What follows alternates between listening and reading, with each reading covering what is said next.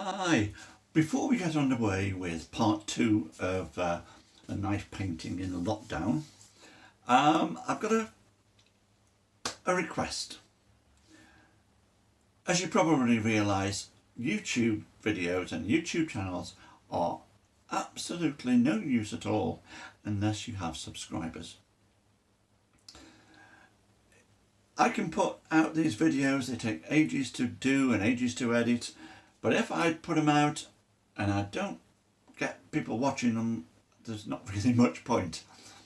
So if you could please just do me the favour of hitting the subscribe button and hitting the little bell notification icon, you'll be informed then whenever I put a new video on.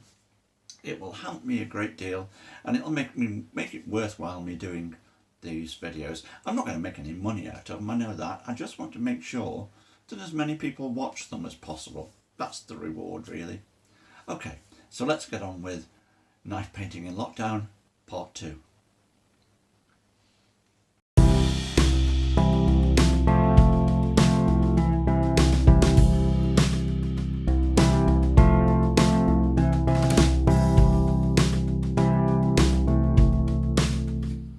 Good morning.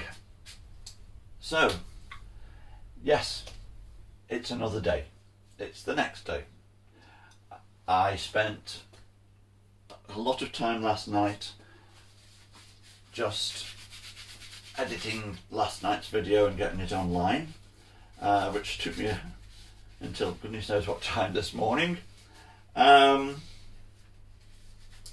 already people have been watching it, which is great. And I've had some nice comments, so I'm encouraged to carry on. I'm back here in the studio with this painting that comes from a photograph that my friend Amber put onto Instagram last week. And what I'm doing, if you haven't watched the first part, if I was you, I'd go back and watch the first part. I'll try and put a link to it somewhere up here when I've got it on YouTube, because yesterday I covered the basics of what I was doing to get the painting to the stage that you can see it at here now. I've had a chance to have a good look at it, and I decided that what I'm going to do, unsurprisingly really, is to concentrate first and foremost on getting this area in the background laid in, and work the painting forward from the horizon line for stage by stage, following these sort of layers that I was pointing out yesterday as I was blocking in. I didn't get the opportunity yesterday because of the way I was filming to show you the palette. I did talk about it, but you didn't get the chance to see it. So here it is. I thought I'd show you this time. What we've got down here is a mixture of alkyds and oil paints. I wouldn't quite often just use alkyds, especially for this type of rather impasto painting, because they dry quicker for a start, and it allows me to actually build the layers up quicker. They tend to be in thicker in consistency than a lot of regular oil paint, which it works really well with this sort of painting, and the fast drying gives it a chance to build up a bit of texture that when you actually work with your knife on top of it, you get patterns coming through from where your knife scrapes over the paint that's already dried. So what I'm going to do, I'm going off track here. Let's get back to the palettes. We've got lamp black, we've got cobalt blue, we've got burnt umber, we've got terre verte, raw sienna, and cadmium yellow. As I said yesterday, this is what I'm calling a lockdown palette, because I'm running out of a lot of the colours that I normally use. Normally raw sienna would probably be yellow ochre. Terre verte that's there would probably be sap green. The cobalt blue would probably be ultramarine. But as needs must, we're in lockdown and I'm just going to get on with it and not be too fussy, because I can make colours the way I want them. So let's just crack on with it. What I'm going to do, I'm going to start with the area back here. On the photograph, I'll put the photograph on the screen at this point, I think. On the photograph you'll see that in the background there we've got a rather sort of dullish sky breaking through the trees at the top, breaking it all up. And we've got areas of fallen leaves and areas of very light vegetation. What I want to do is, following the sort of traditional rules of perspective that were developed by artists centuries and centuries ago, I'm going to work on the basis of the fact that things that are furthest away get lighter. They don't do that too much in this photograph because of the way that the camera lens works, but in a painting it's a way of giving us some perspective. So things further away will get lighter, and things also, as they get further away, get bluer in tone. So that's the rule that I'm going to follow. So I've mixed a few colours down here on the palette just to start me off, but I tend to just mix it as I go along as well. So we're going to start by taking a bit of a look at what we've got. I've already put some of the darks in, of course, last night. And I think we're going to start with this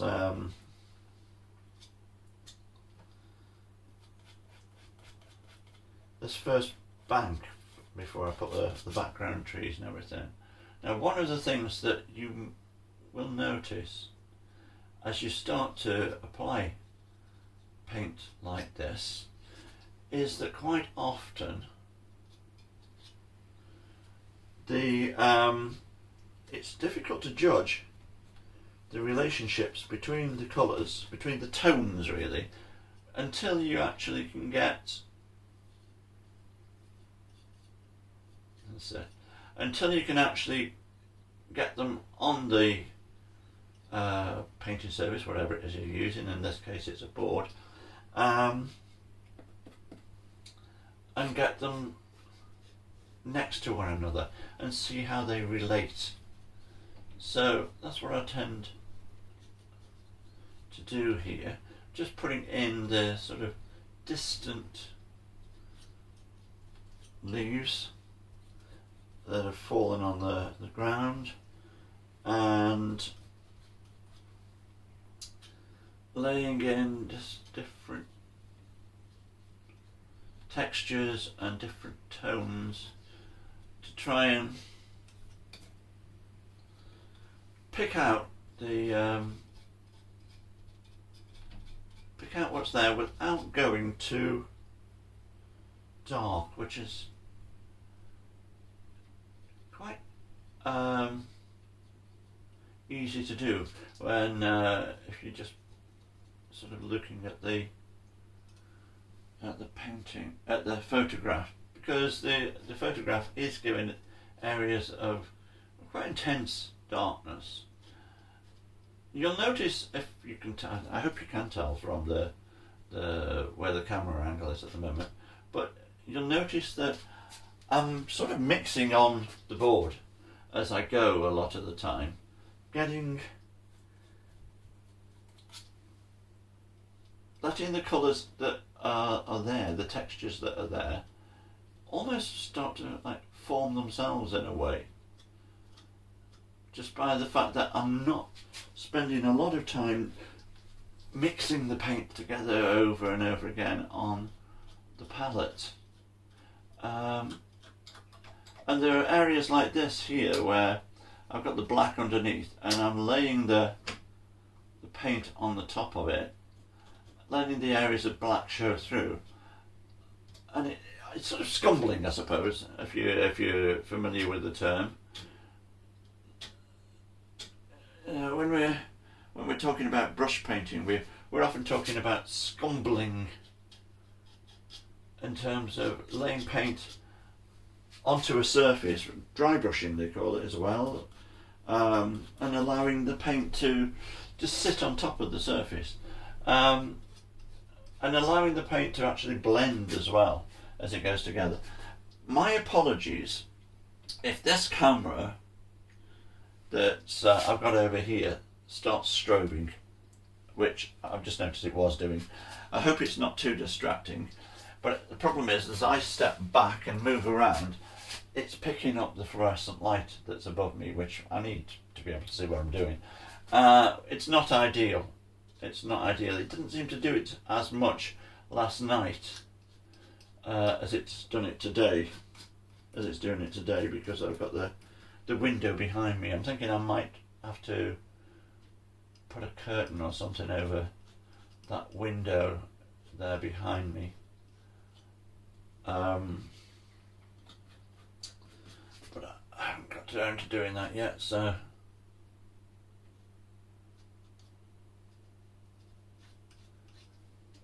just leave it as it is, and I don't think it's going to be doing it, hopefully, too much on this one that's actually pointing at the painting, which is probably the one that you're seeing most at the moment as I go along.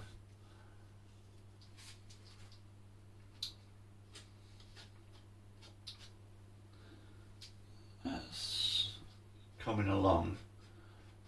The nice thing about knife painting is that actually when you do work like this and you're laying shapes on, you're not trying. The tendency when you get a brush in your hand is to try and paint the shape of a tree, paint the shape of a house, paint the shape of a cloud. And of course life is not like that. When you look at something, what you see is a mass of textures, and that's the great thing about knife painting, is that it stops you a lot of the time messing about trying to paint the shape of things. Let's get this next level in, which tends to come forward a bit and be a little bit lighter in the photograph, so I'm going to go with that. You can see here the scraping the actual paint along the surface of this board, and it is, I think, for me anyway, so much nicer to work on a board than it is to work on a canvas with the knives, because you've got this sort of, the board will give you something to press against, to put in the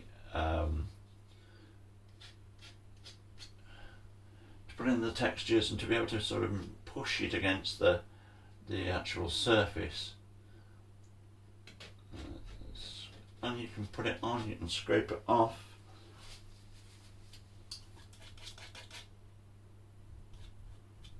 And there we go.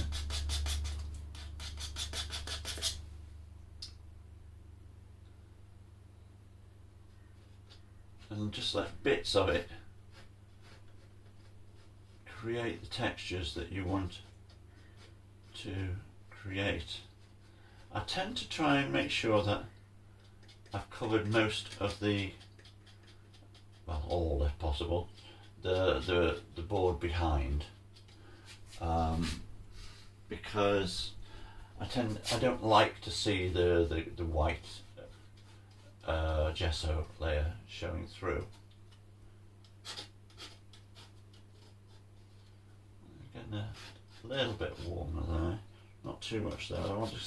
I want to tend to. I know these are earth tones, but I'm trying to keep them cool at this stage, as cool as possible, because especially in this area here, there's a rock that I'm just delineating the shape of here, that's over here, that is a lot closer, and a lot warmer in tone. So just by getting this area that is next to it to stay fairly cool. That's it. Then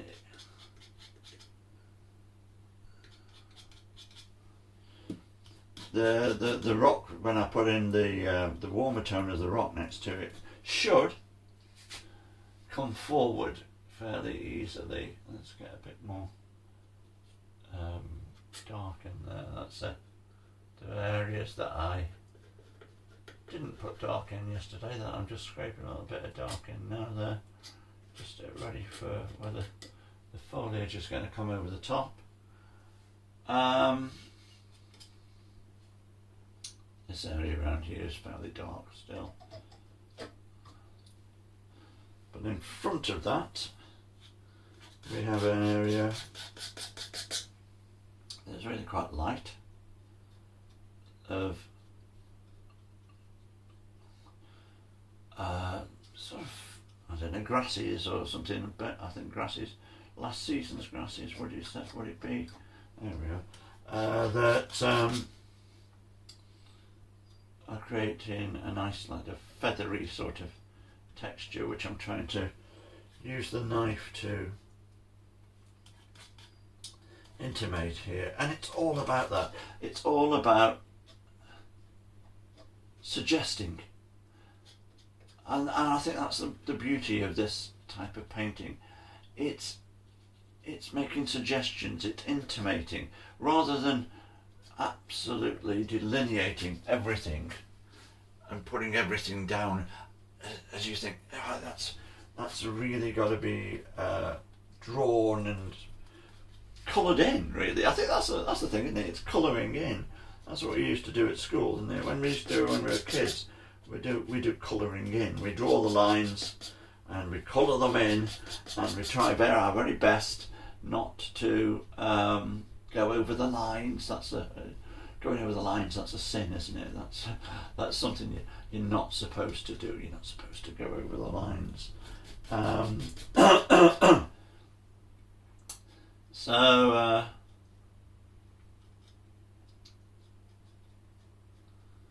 But this is different. This is me putting paint on that suggests what's there, so that when you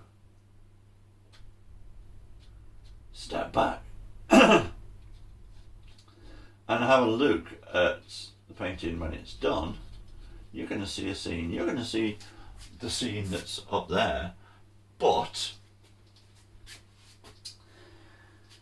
you're going to see, if you come closer, you're going to see a load of paint.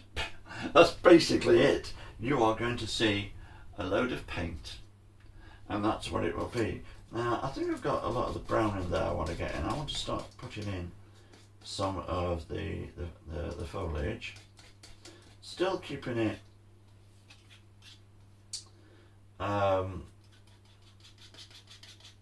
fairly cool, not getting too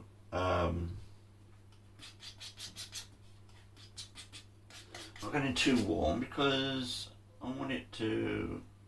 No, that's way too cool. That is. That's like that. Let's try that.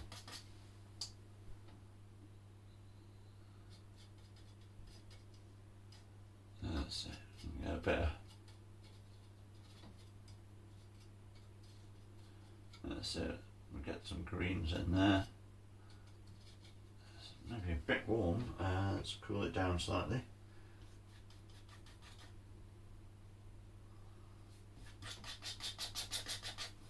There we go. Don't want it to go too dark either. The nice thing about the big tube of where is it? The big tube of Alkyd white that I use is that even if I'm using, as I am here, some paints that are traditional oils and thus slower drying, as soon as I mix the Alkyd white in with them, they become Alkyds. Without me adding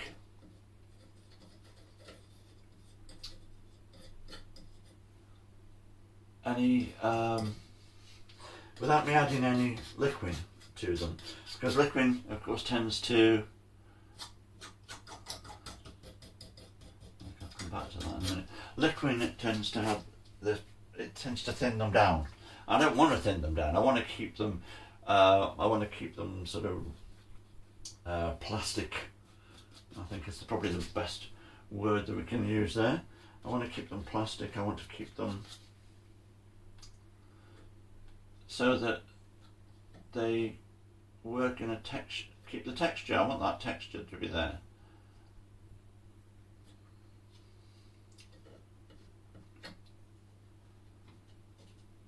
I don't know whether you've ever tried knife painting, but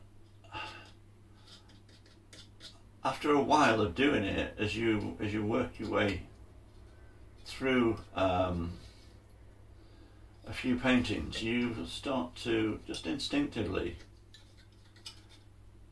get used to the fact that each area of the blade can be used in a different way. You can scrape in with the tip there. If you notice, there are parts there where I'm scraping in to the paint that I put on, which takes it off and lightens it, lets there's gesso underneath sort of glint through, and you can put in lines, you can put in trees, you can put in shapes there that if you were trying to draw them in with a brush would probably take you quite a while. But the fact is that doing it this way, they go in instantly. There we go. I'm trying to. There's a line of trees at the back here that are silhouetted, just fine trees, and just by using the side of the blade of the knife, we get lines going up, and we get lines that just form blocks, and that's okay. And let's let them emerge from out of that hillside a bit. Of course, the white that you can see at the moment isn't white paint. The white you can see at the moment is just the gesso showing through. The white paint will go on after and be so that it's one of the thickest things. It probably is the white paint is often the thickest thing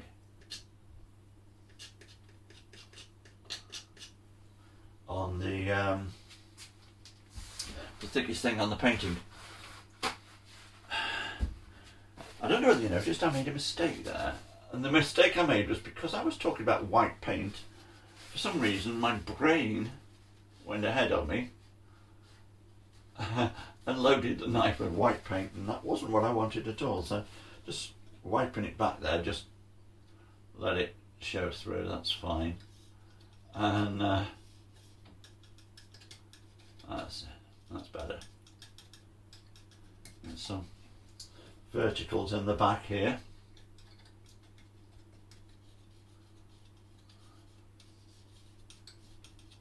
That's exactly what I want.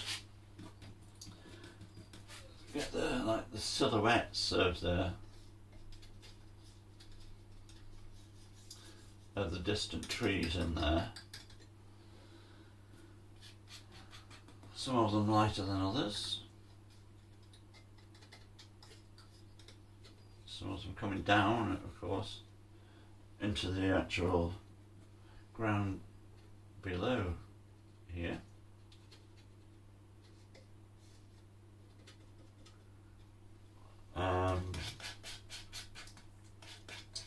Let's make that a grey instead of a white. That's just making it sort of grey instead of being too dark. Just gives a different impression. I don't know what you said. Did you see me do that? I do that occasionally. Try to avoid doing it too much because I don't like to smudge, but sometimes you look and you think, oh, and you just put your finger on it and give it a little push, and it will create a texture that you want, rather than the knife itself. They reckon that Titian was a bugger for finger painting, I suppose you could call it, and you see Titian's paintings, and I believe you get close up to it and you can see a lot of parts of the painting where his fingers have gone into action, and you can see Titian's fingerprints all over the paint and in the paint, which I think is rather nice in a way, because it sort of connects him, doesn't it, with the painting in a very direct way, which I like to think that maybe just one day in a few 100 years' time somebody will pick up one of my paintings and look and see it somewhere and go, my goodness, there's his fingerprints. I think there's something magical about that. Let's get a bit more green. That's it.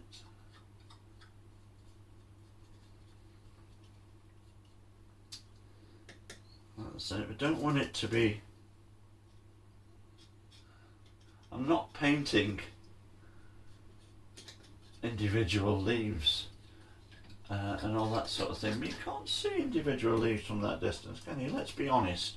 When you look at from that distance, you cannot see individual leaves on trees. You can't really see individual shapes of trees very much from this distance. What you tend to see is colour.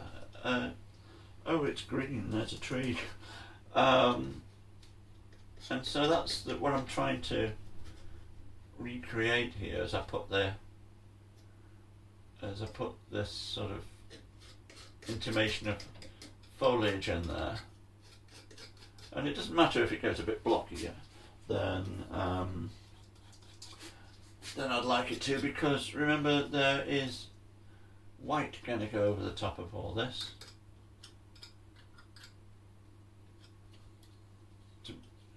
to give me the feeling of the light coming through the trees. And there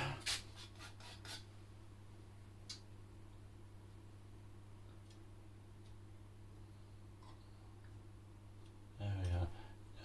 I'm going to see what I did there, but just touching, you'll probably see it when I give you a close-up of the painting eventually, touching the surface of where the dark paint is, and just touching the raises of paint that's already gone on, allows a texture to emerge which is very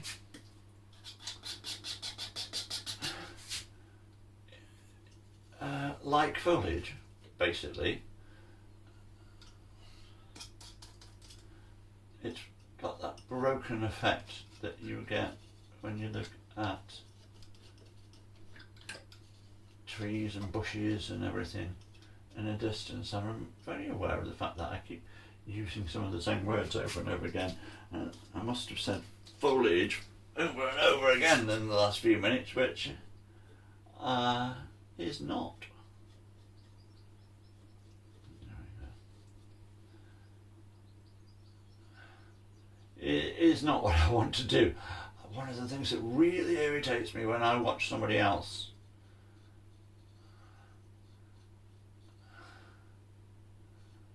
doing this sort of video is when they keep using the same word over and over again. I think, my goodness, think of a different word, please.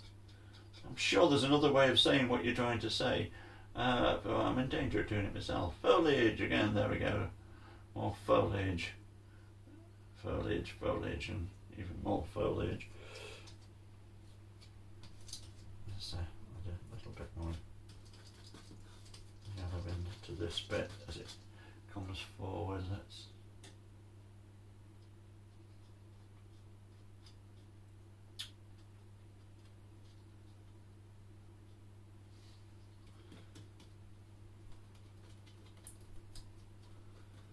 get that.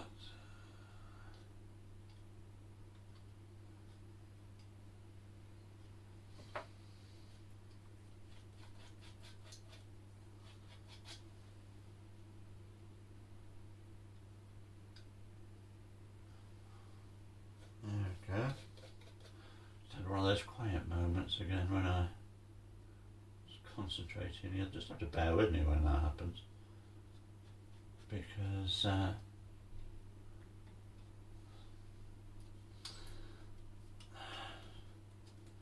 I know it's when they say, don't they, sound radio, the biggest crime is dead air. When nobody's actually, when nobody's talking.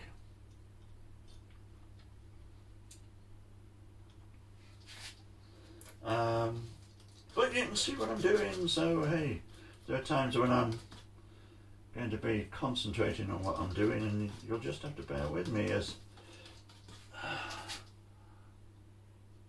that's nice, that's it.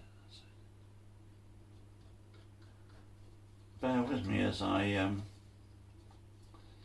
just shut up for a minute or two and get on with slapping on the paint.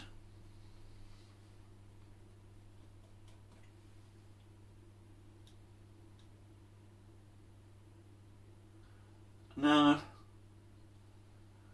I'm not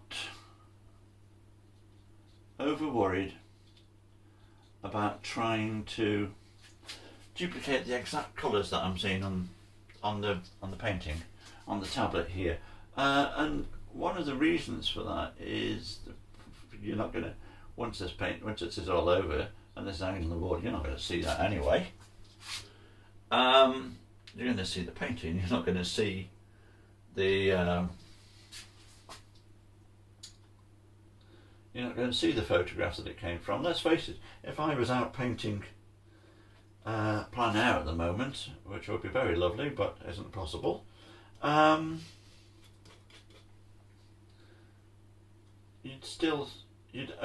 you'd see when I came home would be the painting. You wouldn't see the place where it was. So what matters above all else in this situation is the painting. So I'm concentrating far more on the painting than I'm concentrating on the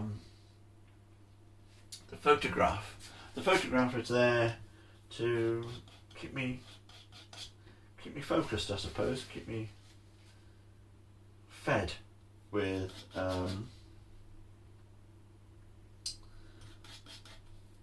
visual information. That's a good way of putting it, isn't it? That's rather good. I like that. Keep me fed with visual information. Sounds rather grand. But let's start putting in the... now this is where I need to get much more paint. I tend to get through a lot of white at this point. I'm sort of knocking it back a bit so as it's not totally white, it's sort of vaguely light blue, but you need quite a lot of paint loaded on your brush to be able to do this bit where you put in the light coming through the distant trees, and that's because it's literally got to sit on the surface of what's already there.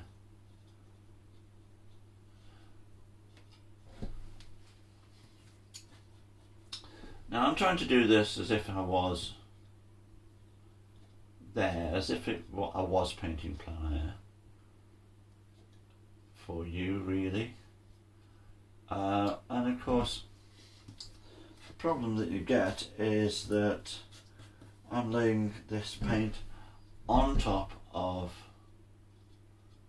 wet paint that's beneath it, the browns and everything, and the knife will pick up some of that colour, but in the end, as long as you've got a nice supply of colour to dab on top there, it doesn't really matter too much. Just keep loading the knife, and at this point at the back, if a little bit of the gesso still shows through from underneath, it doesn't really matter too much. It just becomes part of the overall painting.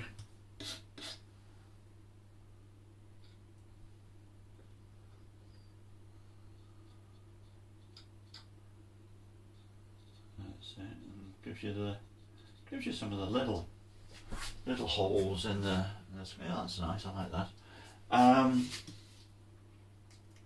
What you do have to be careful of is as you bring your knife back down again into the very, very, very, very light blue that I've created down here, you don't keep loading a little bit of brown into it, because it's not long before it will start to show as being brown instead of being the light blue that you want it to be. So there's a little bit of tissue in my hand here, you see, a little bit of tissue in my hand, and as I bring the knife down towards the, that's it, towards the paint, I will just wipe off the, what shall I say, the corrupted, a bit bold, isn't it, but a bit dramatic, but the corrupted, the paint that is got the brown in it that you don't want, and just pop the shapes of the trees back in just by, that's it, intimating it with some of the darker bit of burnt umber there actually went on top of there, but you'll see a lot more of this sort of thing when I get down to doing the water, because this is very similar to the way that I deal with all the crashing highlights of the water as it falls over the rocks and the sort of waterfall that it creates. There we go. Sort of a bit more burnt umber there, and just pop in an intimation of distant trees. I don't really see this coming together here. I think it is.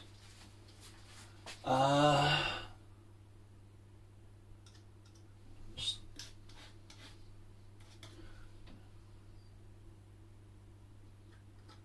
I'll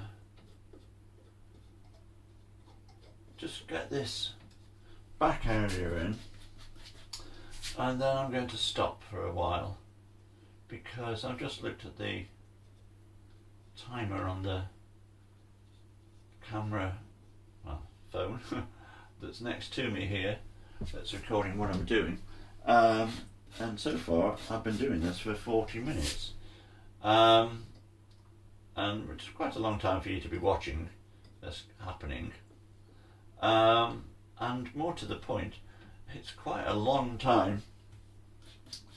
It makes the files rather big when I'm starting to edit the video, so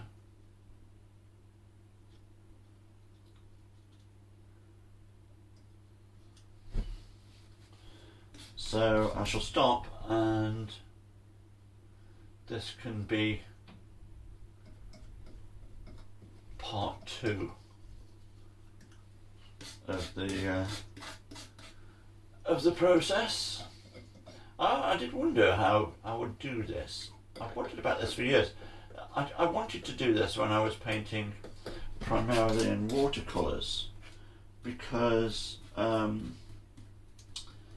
know, I enjoy demonstrating, I enjoy people seeing what I'm doing, but when you see people doing this sort of thing online, usually you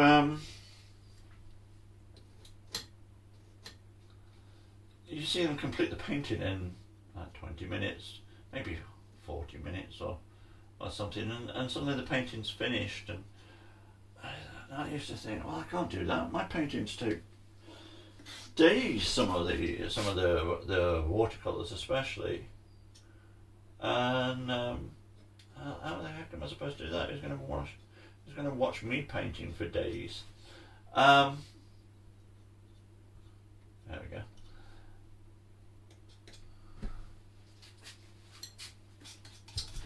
And so I ended up not doing it. Nice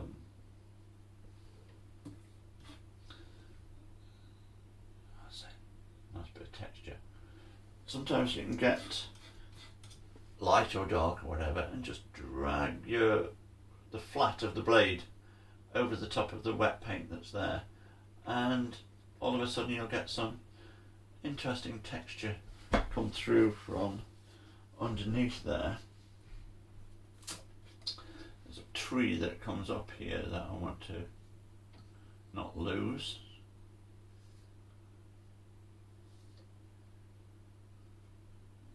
That's it.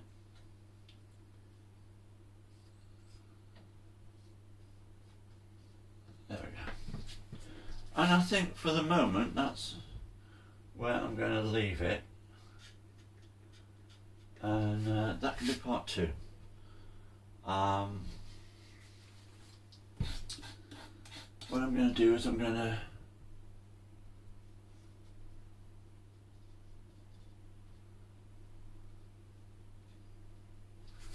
that's better.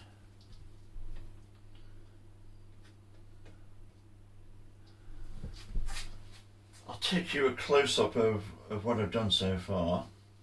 I'll come in with this camera that is over here, and you can have a look at that.